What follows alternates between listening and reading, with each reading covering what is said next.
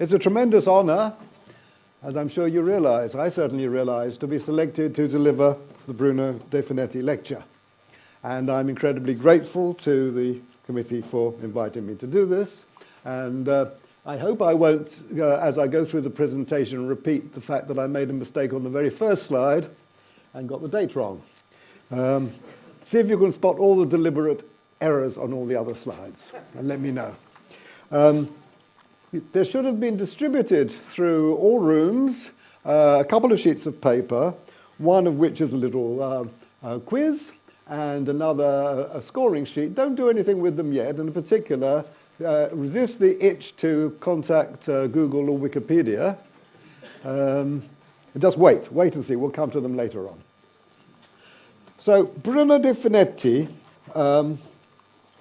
there he is. That's Bruno DeFinetti in his early 70s. One of the giants of subjective probability, the guy who really made it rigorous. He's well known, but even that probably isn't enough. I don't think he's as well known as he should be in terms of who he was and what he did. And so I'm hoping by this lecture to instruct people. Maybe you'll learn something you didn't know. So a lot of it will be about what DeFinetti did and taking off in a little way from that and adding some wrinkles. DeFinetti was born in Innsbruck in Austria in 1906 to an Italian family. He went and studied applied mathematics in Milan, graduating at the age of 21. And from then until about 1947, he worked as an actuary, first in the government outfit and then in a private insurance outfit. But during his time working as an actuary, actually, he produced most of his fundamental work, long before he actually got an academic post, which wasn't until the age of 41 when he became professor of financial mathematics at the University of Trieste, and later on moved to Sapienza University in Rome.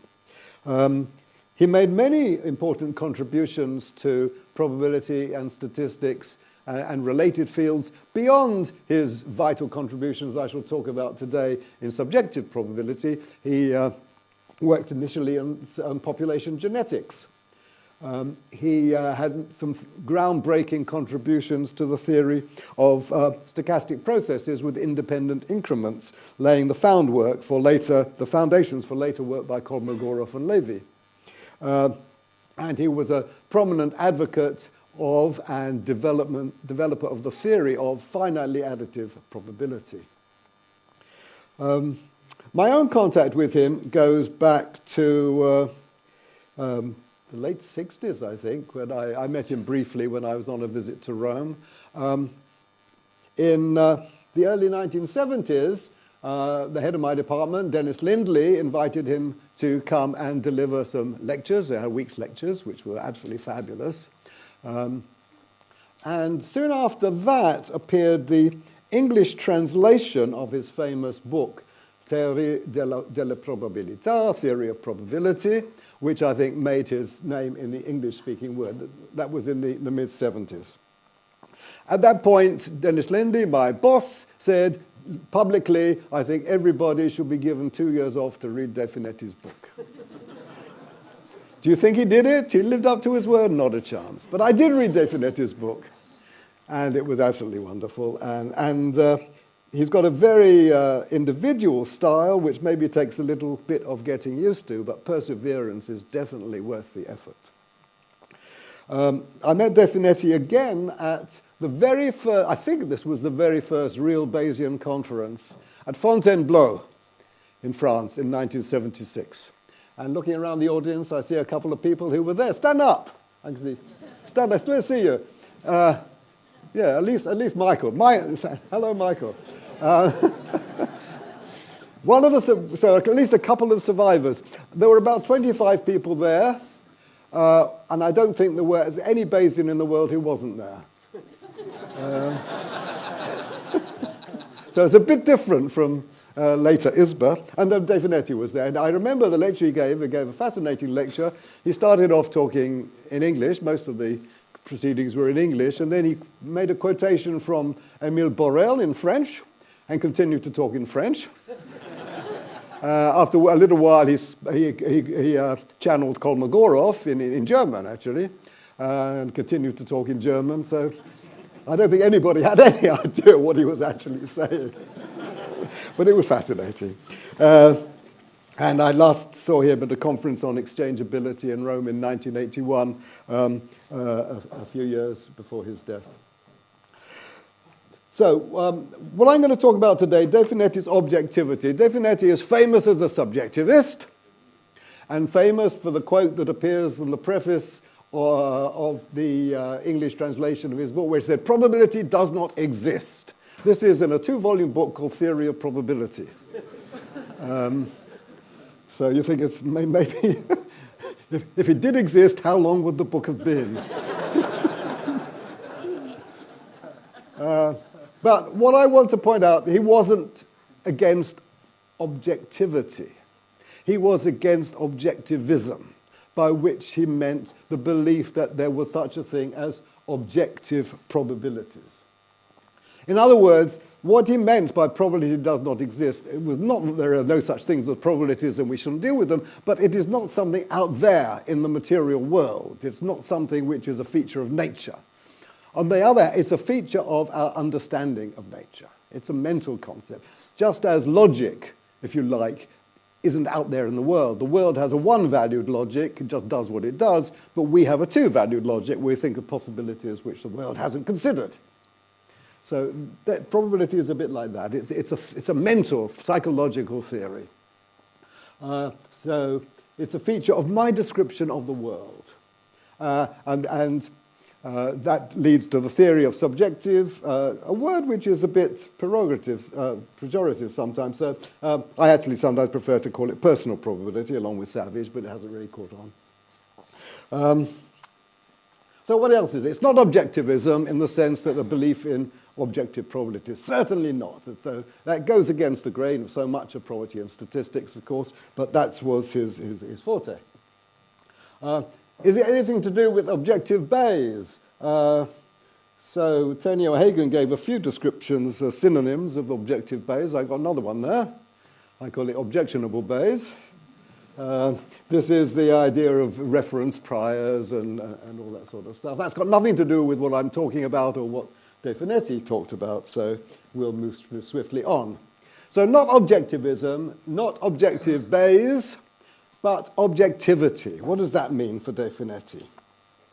The important point was that subjective doesn't mean arbitrary.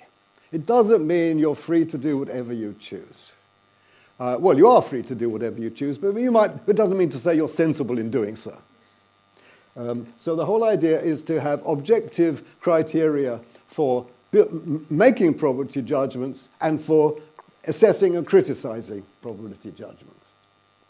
So it's objective in the sense that you really can't just make numbers up. You've got to take account of objective properties of the world. Not objective probabilities, but objective properties, which might be data, it might be physical theories, it might be water going all over the place, all sorts of things which you have to take account of.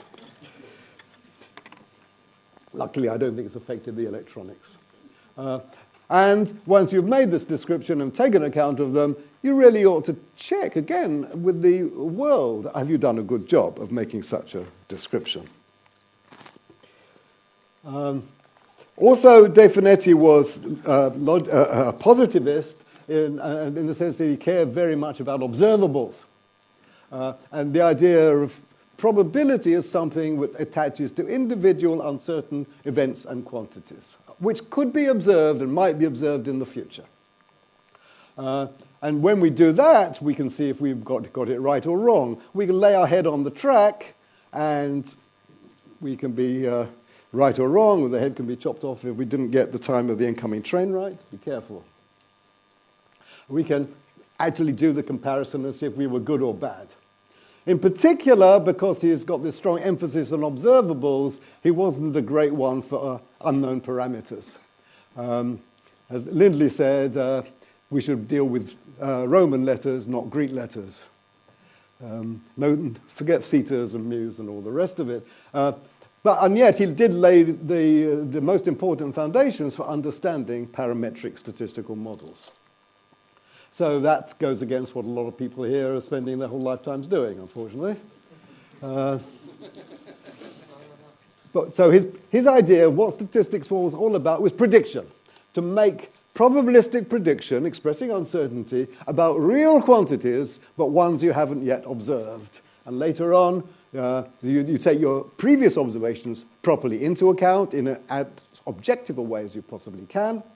And when the future things that you have predicted come about, then you can have an objective assessment of how well you were doing. Did I make a sensible uncertainty judgment or not?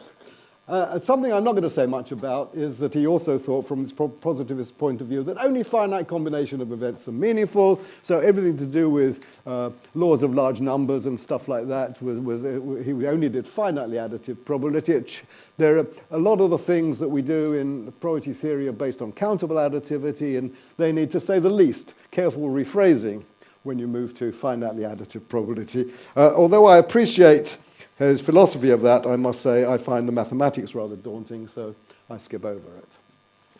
So, quotes to represent his views. Though maintaining the subjectivist idea that no fact can prove or disprove belief, I find no difficulty in admitting that any form of comparison between probability evaluations and actual events may be an element influencing my further judgment. So he's taking objective data as an important ingredient in influencing judgment.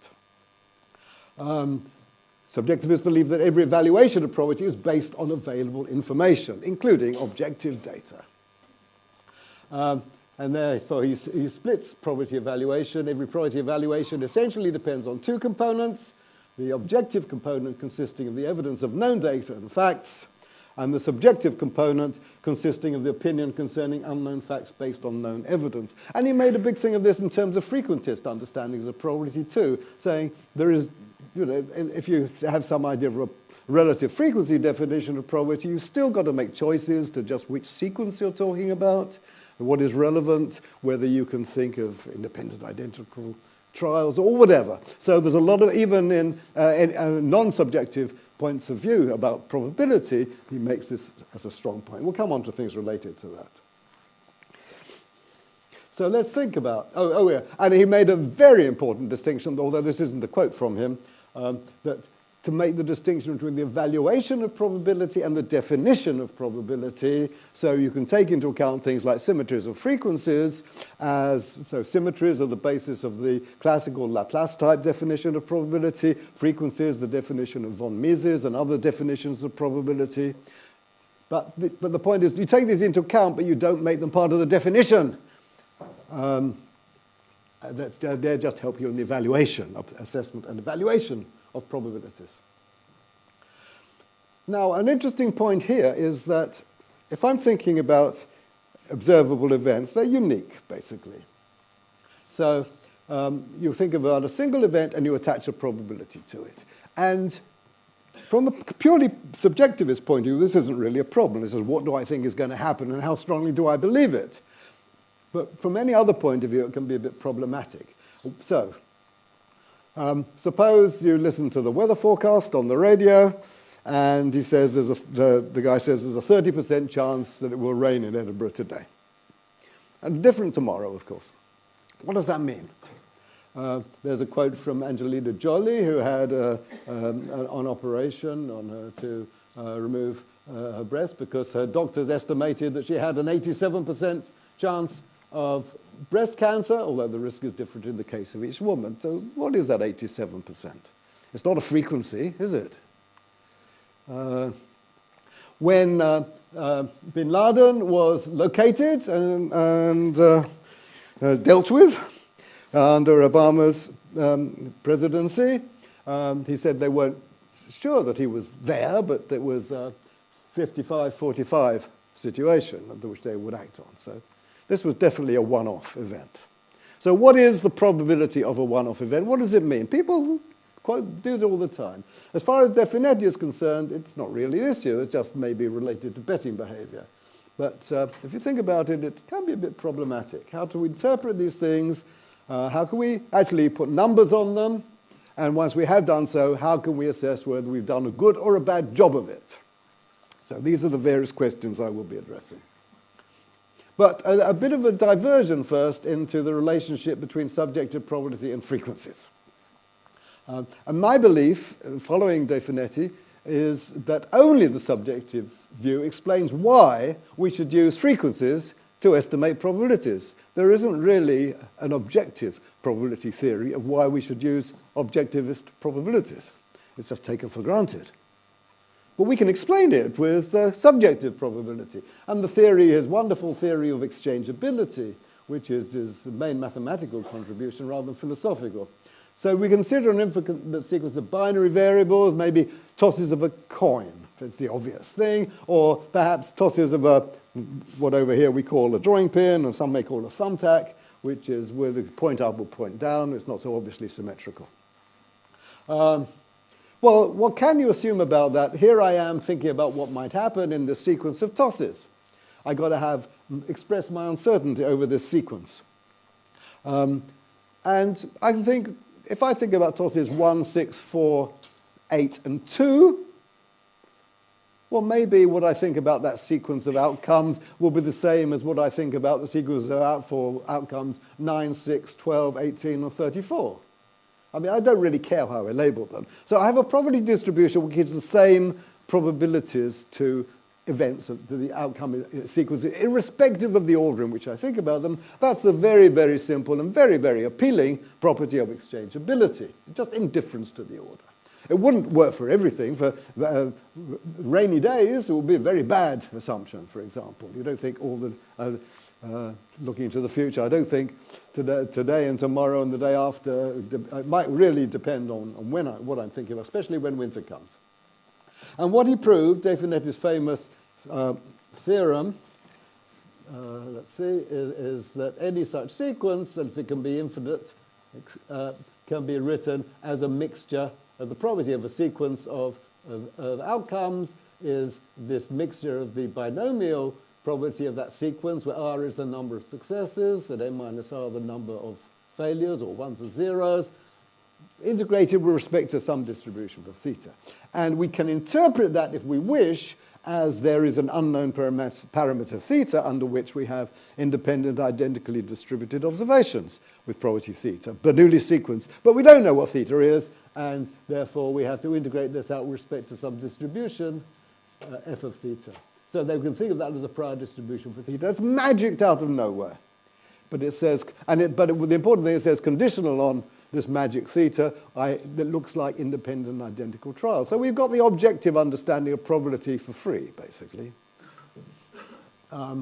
Although, he was not, but DeFinetti wasn't really interested in theta. He was interested in probability forecasting, prediction. So think about what is the probability that the next outcome will be a 1, and you can point out that you're pretty much certain R is the random variable, the sum of these x's. I shouldn't be pointing at the screen. The predictive probability given the data is basically going to be as near as makes no difference to the observed frequency. So you use it. So this is how you're objective. It says with large samples you use observed frequencies to predict the next observation. So let's get back to the story of what is the probability of a unique event. And we can complicate DeFinetti's scenario. He was thinking largely of a single, one-dimensional sequence of outcomes. But we can look at more complicated things. So let's think we've got a class of students. And, some of them are bright and some of them are dunces, but we actually don't know who's who or which is which. So as far as we're concerned, without that extra knowledge, we regard them as exchangeable. We have the same opinions if we interchange their order. And they're all taking lots of examinations. And maybe some of them are difficult and some of them are easy, but we don't know which are which, and so we find them exchangeable. So Thomas, one of the exams Thomas is taking is statistics. What's the probability he will fail at? And let's suppose we got data on all his other papers he takes, and I think maybe all the papers are exchangeable, so maybe I could say the objective probability would be the limiting relative frequency of failure in all his other papers. On the other hand, we got data on all the other students taking statistics. And he's exchangeable with all of them, so given that data, I would maybe take the limiting relative frequency there and say that's the probability of failed statistics. And there's no reason those two numbers should have anything to do with each other. Maybe I say, okay, well, I've got all the students taking all the papers, let's just take a grand mean, but that doesn't take account of the fact that I'm learning something about which are the bright students and which are the difficult papers. And I may have learned that statistics is easy, but Thomas is stupid. So how do I take that into account? And there are various things we could think of. I might, for example, think of just doing a little manipulation on those numbers, but there's no obvious reason why that's the right answer. It would be under extremely special circumstances. More generally, there's a theory due to Aldous, which says there's a sort of random function phi of two independent uniform, lots of uniform independent variables, one associated with the student, basically how clever he is, and one with the test, how hard it is. And if I knew the function phi, I could do that, I could work out the U, but it's not very operational. Maybe Thomas takes statistics over and over again until he passes. Well, his failure rate on all his previous attempts. I guess if he's taking it again, that failure rate is probably 1. So that might not be helpful. Now, this is something highly speculative. I've been, and very up to the minute, I've been having some fascinating discussions with Dan Roy, who there, Dan? There he is, who will put me right on this. How would I actually, if I had all that data, so that what I have is each row is a student and each column is an examination, and it's whether they pass a 0 they fail, 1 they pass, shall we say.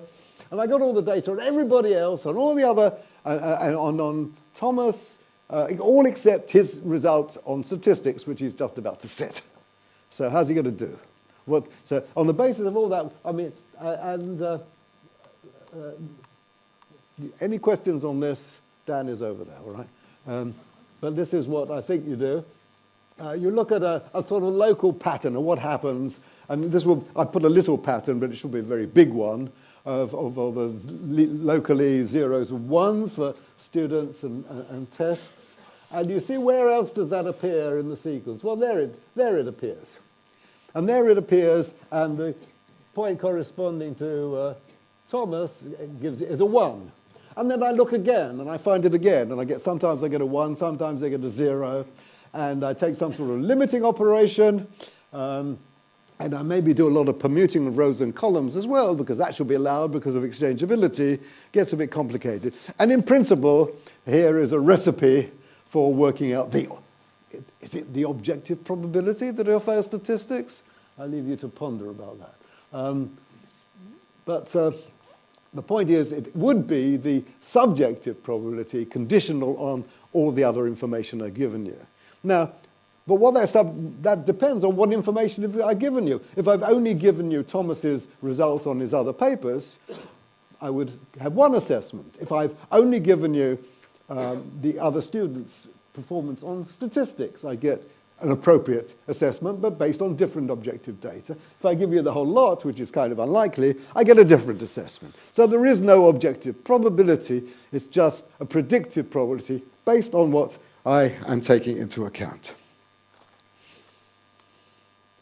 Now, there are two important aspects about subjective probability. One is constructing them, obviously taking previous objective data and other things into account. And the other is assessing them after the event to see how well I've done, both constructing and examining. I'm looking backwards and I'm looking forward. And it's like the penal code. The whole point of having a tariff of penalties for all sorts of crimes and misdemeanors is to stop people making those mistakes. It's preventive. So they should be thinking ahead and taking into account and not doing that. So that's looking forwards. But if, alas, somebody does commit a crime, then they are penalized according to the code. That's looking backwards. And we can do the same with probabilities. Looking forwards, I think ahead to some uncertain quantity or event X, I'm thinking as hard as I can about how I should assess my distribution. Looking backwards, I've now observed X, having made my forecast, and I say, how well did I do? I will reward or punish my actual behavior. And these aspects are certainly related, but they are distinct. And thinking about the penal code, I mean, if you're applying a penalty to a rabid dog who bites somebody and therefore is put down, that's only looking backwards. He's committed the crime, if you like, and suffered the punishment, but there was nothing which actually made him not bite anybody because he might have been afraid of being put down. So they are different. So the various tools which we can use, and one of the most interesting, which I'm currently working on quite intensively still, is the idea of the proper scoring rule. This actually goes back to 1950, to the meteorological literature. There was a very interesting, innovative idea by Glenn Breyer, who talked about how you could assess probability forecasts for, is it going to rain? What's the probability it's going to rain? So it can be for an event, in which case I just have to quote a number as a probability, or it can be for a random variable, like what will be the high temperature tomorrow. It's a continuous quantity, and I might quote a distribution for that. But some observable event or quantity I haven't yet seen, and I come up with my quoted, Q for quoted, probability assessment, what I'm assessing my uncertainty. So I want to think hard about how I do that to start with. And when I've actually, a day has passed and I've seen what the weather is, then I say, well, how well did I do? I contrast in the outcome. So let's think that we have some kind of function, a loss function, which depends on what I said, Q, and what nature did, X, S of X and Q. And suppose here I am thinking about what do I believe about X? And after lots of careful thought, I believe that my distribution is P. It might be a single number for just an event. Sorry, yeah. But for some reason, I quote something different, Q. Possibly different. So I take my expected score, if I believe P but quote Q, is something I call SPQ. I just take an expectation of X under the distribution P. And I call this function S is termed a proper scoring rule. If honesty is the best policy, the best thing to do in terms of minimizing my expected loss is to quote my true belief. So these are very important. There's a whole variety, as we shall see, of these things. So minimize expected score by taking Q equals P. So now we can come to one of your sheets, the probability score table. So this is the score which Breyer introduced. It's basically quadratic. And here it is. So these are things. This is only what I call the half Breyer score, because it starts. If you've got a binary event to forecast, you go for the thing you think is more likely than not. So you're going to give it a probability 50% or greater. But what number? Well, look down this list. Suppose you think, which row do I like best? So is this showing up, this red spot? I don't think so. Here we are. So let's look at that row. This is saying, if I choose that row, I'm committing myself to lose about 10 pounds, Scottish pounds, if the event A occurs, but 45 if it doesn't occur. So, I'm hoping that it's going to occur, but maybe I'm not that certain, so I'd rather reduce my penalty from 45 to about 30 if it doesn't occur, at the cost of a slightly higher penalty of 20 if it does occur. So depending on just how certain you are, you can move up and down those rows, and each of those rows is associated with a quoted value Q. So in fact, I don't really need those Qs. I could really just choose between the rows. I have a choice. It's a decision problem. Choose a row. And then nature chooses a column. And you will get the intersection as your penalty score. What do you like? Which row do you like best? So just think about it. Do I prefer 10 if I'm right and 45 if I'm wrong, to 20 if I'm right and only 30 if I'm wrong? Or maybe be just 25, whatever happens. Or if I'm really, really certain, I might say my penalty will be vanished if I'm right, but it will be a whopping 100 if I'm wrong. Oh, but I don't think I'm going to be wrong, so that's okay. So depending on how certain you are, you'll choose one row or another of this, and then you can see what does that mean in terms of what probability assessment you should have made. So you can do it either way. You can make the probability assessment and then check whether it agrees, look at the numbers. Are you happy with that or not? Would you rather move up or down? Or you can just forget about the probability, the probabilities, and just choose a row and then look to see what that means in terms of your probability. So what I'm going to ask you to do, there's a quiz here, probability assessment quiz, and I'm going to show you how it works. There are 10 questions. I'll do the first one for you. Crystals of common salt, are they octahedral or cubical? In these cases, there are two answers, one of which is right and one is wrong. So let's say you think they're octahedral, so you mark A. Then you go to Wikipedia, or I tell you the answer, and you just, sorry, too soon. And how certain are you? You've looked up and down that table, and you've settled on the row that says 65%. That's the one you prefer. So that's the looking forwards. You carefully check that row against the neighboring ones, and you say, yeah, I prefer that combination of what I get if I'm right and what I get if I'm wrong. It's the best for me. Okay. So that was looking forwards. But now we start looking backwards because we get the answer, oh, I'm wrong. Actually, crystals of common salt are cubical. So I now look at the table again and realize that I get the score 42.2. And so I'll leave you in your own leisure. When you're bored with the rest of the talk, you just go through the quiz and do that. But do it carefully, don't just make up a number for your probability. Think about what it means in terms of the rewards and penalties you're going to get by looking at that table. And at the very end, I'll give you the answers. Okay. How do we construct a proper scoring rule? Actually, there's a vast number, and there's some very neat, elegant constructions. So here's one that works and for the binary case, and it does extend much more generally. And so the sample space is 0, 1. I just have to quote a single probability. Let's say little q, my quoted probability that x will turn out to be 1. Or an event will happen. And let me take a concave function, which I'll call an entropy function, on 0, 1. And the picture will help here, I think.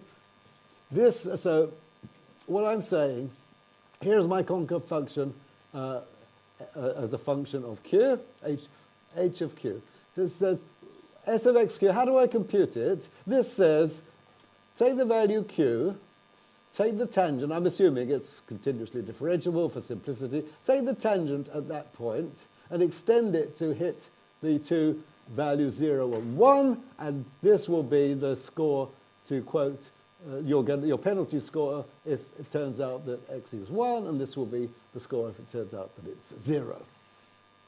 So that you can do that for any value of q, and that tells you how to construct this function. And what is SPQ? This says, suppose I quoted q, but I believe p. I've got to now take an expectation of this function, which is either S0q or S1q, with probability p of being a 1, and that was going to give me an interpolation on this green tangent line at SPQ. And I can just see from the geometry that SPQ being on the tangent is going to be above the corresponding point on the curve, which was SPP. If I put p equals q, h of p is SPP. And therefore, I always do better by putting p equals q. Sorry, putting q equals p. I'll always get a smaller score, which is the defining property of a proper scoring rule. So any concave function, it doesn't even have to be differentiable everywhere. I can do this. Any concave function corresponds to a proper scoring rule on the binary case, and conversely, this is essentially a characterization. So there are lots of them, as many as there are concave functions. In fact, here's another way of constructing proper scoring rules. Let's take a completely arbitrary decision problem where I can have any kind of class of acts I could take. It could be, should I take my umbrella with me or not? Should I put on an overcoat? All sorts of things I could do, and my overall comfort level will depend on what the weather does. the x is the thing I'm trying to predict still, but the action space can be completely arbitrary. What's my expected loss if I believe that x has distribution p? Here it is, LPA. And we just take the Bayes act, which minimizes the expected loss. This is completely standard Bayesian decision theory. But now let me define a scoring rule. So the scoring you get by quoting Q, if X is the answer, is the outcome, is the loss I would get if I took the best act if I really believed Q, AQ, the Bayes act. And it also depends on X. And it's very trivial to see that if I take its expectation, it's going to be the expected loss. By definition of the Bayes act, which minimizes that thing, I'm going to have the property of a proper scoring rule. So really, proper scoring rules are just a recoding of arbitrary decision problems and arbitrary loss functions. But they have this nice additional structure which we can take advantage of. Important special cases, the binary case we'll stick to. So the Breyer score, 1950, is just quadratic. X is 0 or 1, Q is what you say, and this is what you get out of it. dpq was that difference, which is always non-negative, which is just square difference.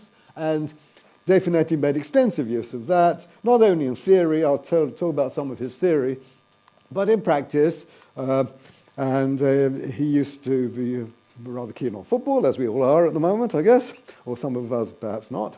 And he had this football forecasting competition with his students. I think it was win, lose, or draw, so there were 3 events, but we can easily extend it to 3 events. And the students had to do it. And then when the results came in, they got their appropriate Breyer score, and they were assessed on that. I don't think he ever wrote anything about this, but I've spoken to some of the students who were in his class. And apparently, the one who always did best was the caretaker, who also took part in the probability forecasting exercise, which is a bit surprising, because you could say, oh, well, maybe he was more interested in following the football than the statistics students. But he wasn't just good at following football, he was good at understanding his uncertainty, which is more surprising. There's also the famous log score. This was Jack Good, and this is really essentially, quote, it's just log likelihood, and all the sort of usual exciting things that you do with statistical inference pop out of this. Shannon entropy, Corbett-Leigler divergence, Fisher information. In a sense, everything depends on that. But a lot of those things have interesting analogues when you move away from the log score and use some other proper scoring rule. There's always a definition of entropy. There's always a definition of divergence. There's always an information metric for any proper scoring rule. And that gives some interesting new geometry, which has some new results. Now you can say, okay, here I am. I've given you a table with the Breyer score. That was one particular proper scoring rule to help you assess your probability. Suppose I now gave you a different table with the log score or some other proper scoring rule. Also, proper scoring rule should help you assess your uncertainty. Would you make the same assessment? Do you have to come to the same answer with different scoring rules? So here's what I think is a nice result. Suppose you didn't, or you chose Q1 and Q2 separately under different scoring rules. And let's suppose you just take the total penalty, or which turns out to be easier to manage, the average of the two. And here's a picture which will need a bit of deconstruction, I think. This is, by the way, due to Savage, or at least Savage wrote about it, though I think although DeFinetti wasn't an author of the paper, I think he was involved in the work. So let's see what we can show here. Okay. So there are, H1 is this blue function. Can you see that? That's one proper scoring rule expressed by its entropy function. And H2 is a green one. That's another. And the red one is just the average of the two. So whatever I do, so what's going to happen? Suppose I quote Q1 blue for the blue function, and I'm going to get either this point or that point, depending on whether to get a 0 or 1. And then I do Q2 for the green function, and I'm going to get this point if I get a 0, and that point if I get a 1. I'm taking the average of my score, so I'm actually going to get the endpoints of this red line. And you can see that the red line is strictly above this red curve, which is, so suppose instead I had moved this red line down parallel to itself till it just touched the average red curve concave function here. I would have improved. I could do that and I would have got a better value no matter whether I get a 0 or a 1, because I could move the red function down because it's strictly above. And unless I quote Q1 and Q2 as identical, I can always do that. And if they are identical, I can't, because it will be a tangent to the red curve. So it's a bit of a subtle, complex argument, but it's a nice one that points out that really you can't consistently and coherently let your probability assessment depend on which proper scoring rule you're being judged by.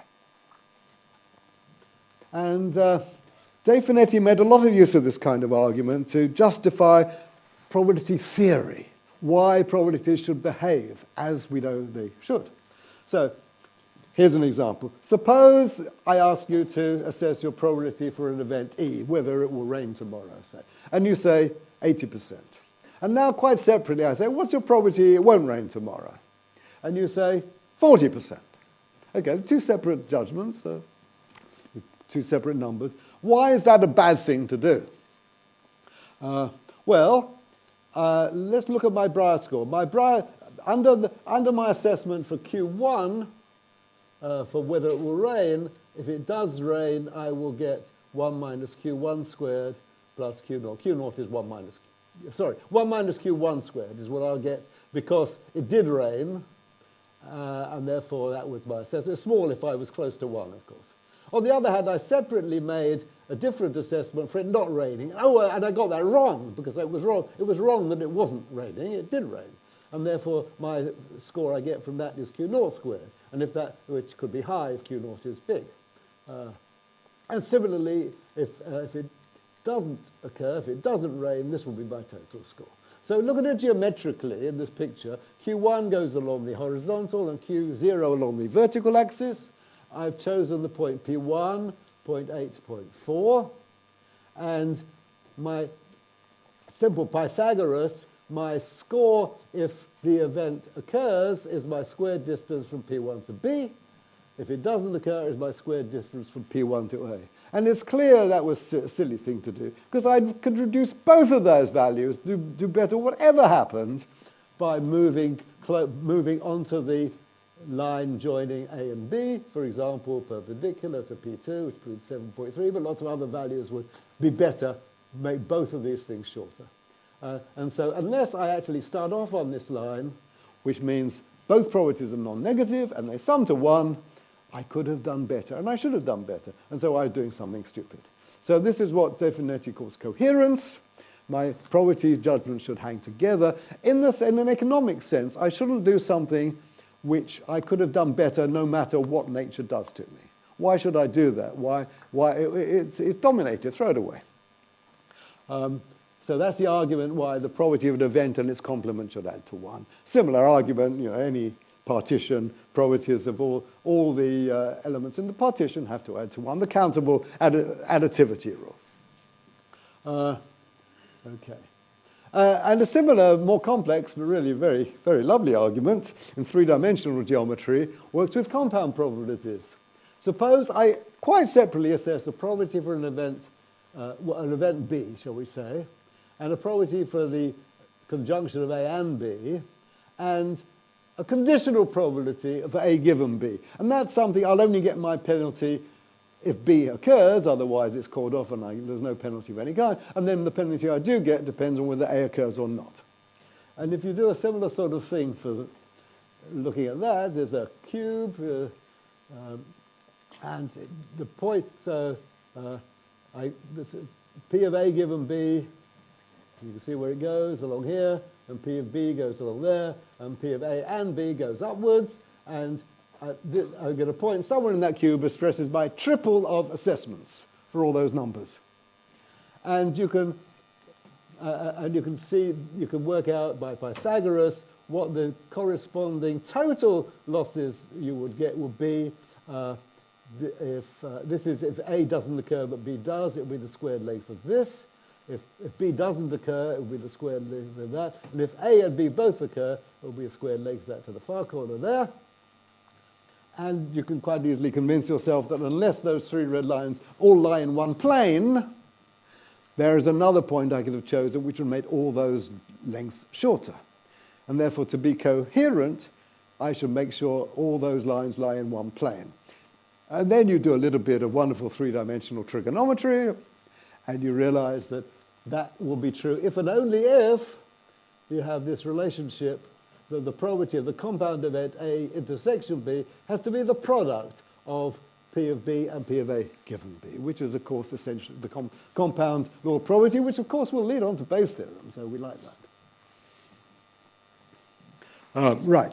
Now, I've talked a bit about thinking forwards with scoring rules and assessing probabilities, and also using them to give it a theory, coherence and additive probability of compound events. Now I'm going to look backwards, assessing forecasts against observed outcomes. So what I'm trying to do, this is very important, I'm not trying to see how well did I do at discovering nature's objective probabilities, because there are no such things. I'm asking how well did I do at judging what nature actually showed me, the outcomes. So here's a rather toy example. Think of these as successive weather forecasts or for successive days. The weather forecaster's first day he says there's 40% chance of rain tomorrow, and it's dry. Next day he says 60% and it's dry. Next day he says 30% and it's wet. And that sort of thing. And go on and so on and on and on. Well, we can say, how well did he do? We can group these by the sign probability. So the probability point, let's see here, 0.3, the value, there were 3 days on which he used the value 0.3, and of those, he had 1 success out of 3, so an observed proportion of 1 in 3, 33%. So he said 0.3, and his success rate was 0.33. So, maybe it's a good comparison. It wasn't bad at that. And you can do that for all the other values too, and there's a table, and if those numbers are close, if the proportion rho is close to the assessed probability pi, we can say it's well calibrated. The rhos should be close to the pi's. But that's not really very discriminating. There can be one weather forecaster who every day says it's 40% chance it will rain, and 40% of the time it rains. Another one who always tells you perfectly the day before whether it's going to rain or not. He gives you zeros and ones. They're both well calibrated, but you'd prefer to use the second guy because he knows what he's doing. So there's not just calibration, which is important, but getting your probability as close to 0 and 1, and that's called refinement. So being well calibrated and refined is a nice thing to do. So there's a calibration plot, or was also called a reliability diagram, just plotting those numbers I showed you before. And it would be nice to be close to the diagonal. Of course, we don't expect exact equality, and particularly in small samples, but in very large samples, it would be nice to see close to the diagonal. That means you're doing quite a good job. It's not easy to do that. And here is a graph I found very surprising. Sorry, no, there isn't. Well, we'll come in a moment. Even more surprising, it's not there. So you can actually take the overall Brier score, so you get your penalty for each individual outcome. We have the probability pi for each outcome and an outcome xi that nature produced, 0 or 1. Let's just get your total score, and you can decompose that into 2 bits. S1 depends only on how close your ρj's, your assessed, the actual frequencies you've got to see were close to the assessed probabilities you quoted. So that assesses how close you are to the diagonal, that assesses calibration, but this one only depends on the proportions that you got and how close they got to 0 and 1. How well could you sort the days into the rainy days and the dry days? And that's the refinement component. So you can compare different weather forecasts either in terms of the overall score or in terms of whether they're more or less calibrated or more or less refined. And that's not just for the quadratic rule. You can do very, very similar things for other proper scoring rules. So let's think about real weather forecasts. This was in the 60s, certainly. There was a lot of this going on in the States. And the forecasters were quite specific that they were giving their own subjective probabilities of rain, and different forecasters given different probabilities. And some were good and some were bad. Typical forecast might state that the precipitation probability for Denver today is 30%.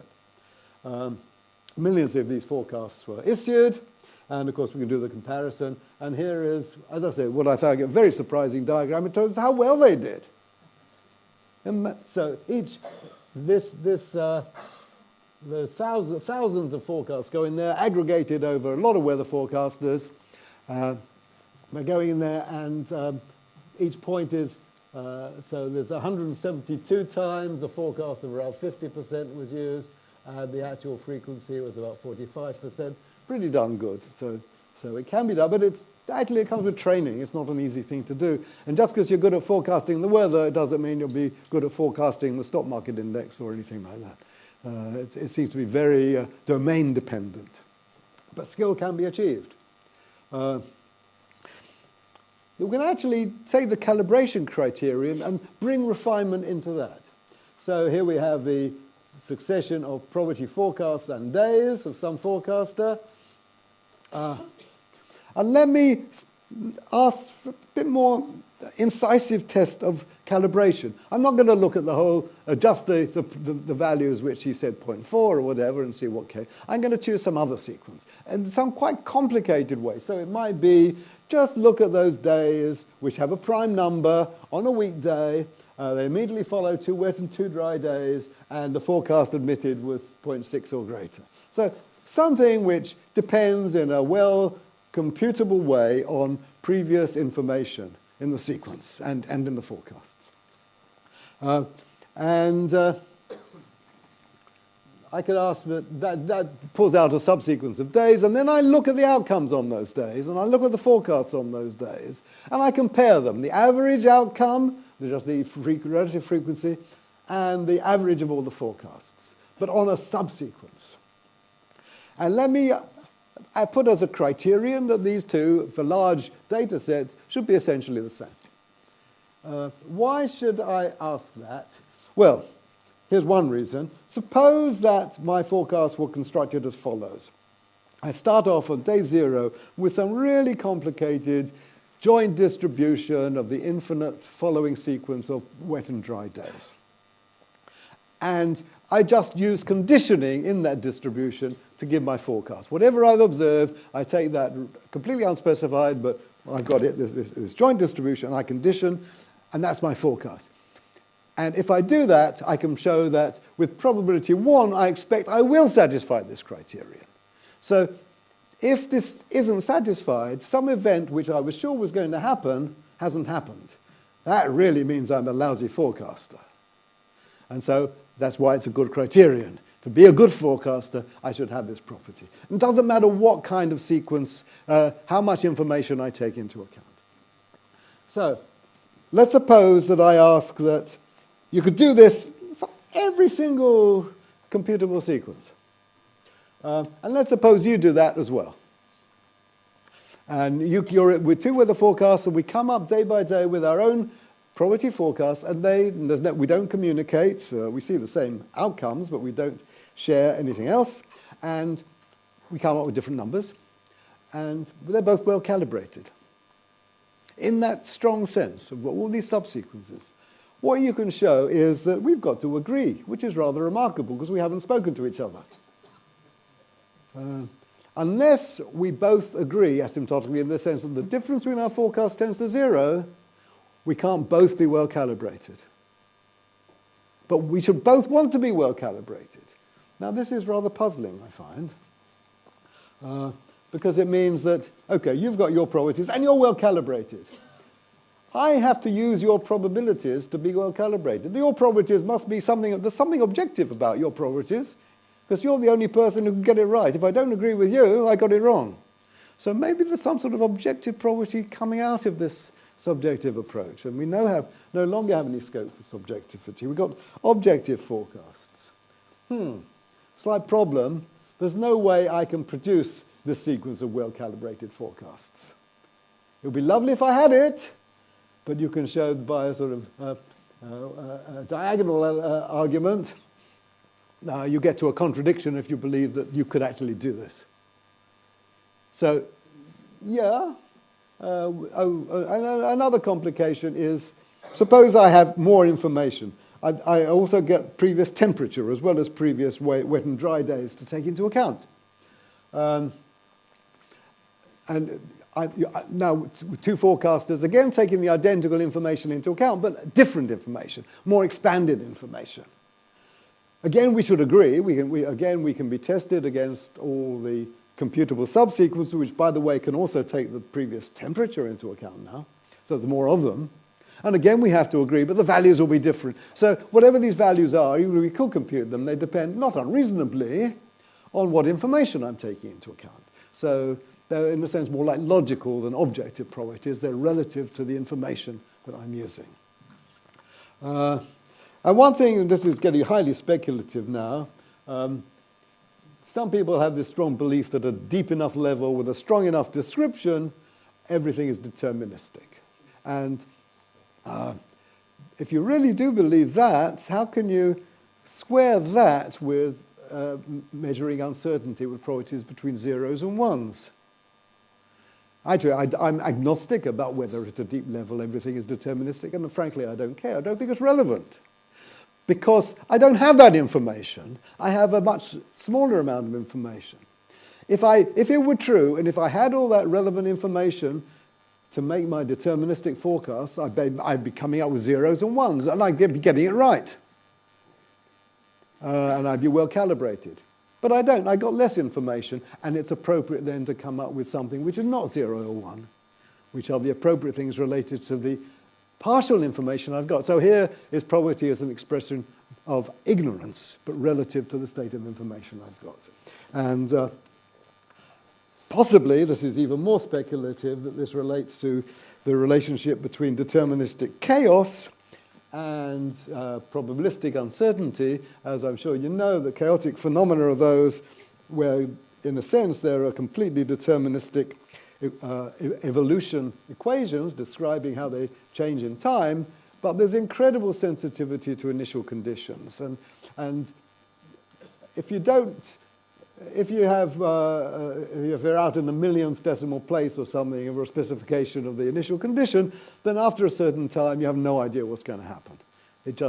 There's no such perfect information is an illusion, and you end up with something which you say the deriving evolution is deterministic, but it's appropriate to use a probabilistic assessment of what's going to happen, because we just can't tell.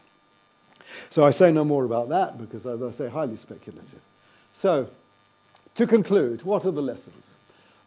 Well, maybe in this theory I've just presented, we can say, yeah, maybe these asymptotic objective probabilities do exist, maybe, but it's not much use to us in a sense that we'll never be able to find out what they are. There's no computable system for getting them. Perfect probability assessment, desirable but probably unattainable.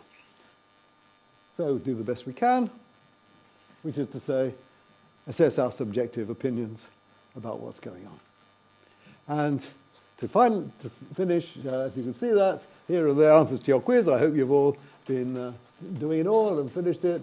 So the answers are in sequence BAAA, BAAA, BB. So see who did best. Thank you very much. I'm very particularly appreciative of my colleague Maria Carla Galavozzi, who is one of the world's experts on the biography and works of Bruno DeFinetti. Thank you, and some references too.